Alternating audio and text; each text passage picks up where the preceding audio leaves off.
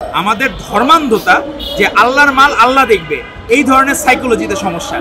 ধর্মান্ধতার কারণে ভূমিকম্প হচ্ছে, এক বক্তব্যে এমন কথা বলেন ছাত্রদল সহ সভাপতি ডাক্তার তৌহিদুর রহমান আউয়াল। দেশে কয়েকদিনে 5 বার ভূমিকম্প হওয়ার প্রসঙ্গে প্রতিক্রিয়া ব্যক্ত করতে গিয়ে এ কথা বলেন তিনি। সংবাদ মাধ্যমে দেওয়া ওই বক্তব্যে আউয়াল বলেন, একজন হুজুরের সাথে দেখা হলে জানলাম তার বয়স 87 বছর, তার 4 জন স্ত্রী ও 19 জন সন্তান আছে। এ যে আল্লাহর মাল, আল্লাহ চালাবে বলে তারা একের পর এক সন্তান নেন। এই ধর্মান্ধতার কারণে জনসংখ্যা বাড়ে, বোঝা বাড়ে। ভূমিকম্পের সূচনা এভাবেই হয়। এজন্যই দেখা যায় একটা গ্রামে যত মানুষ থাকে সে পরিমাণ মানুষ ঢাকার একটা বিল্ডিং এ থাকে। এরপর আউয়াল সন্তান গ্রহণের ক্ষেত্রে 2টির বেশি নয়, একটি হলে ভালো হয় বলে উল্লেখ করেন। তার দাবি, শেষ বয়সে আশ্রয়ের জন্য যে সন্তান নেওয়া হয়, উন্নত রাষ্ট্রের মতো বয়স্ক ভাতা চালু করলে সন্তানের আর প্রয়োজন হবে না। আর এসব হয় ধর্মান্ধতার কারণে।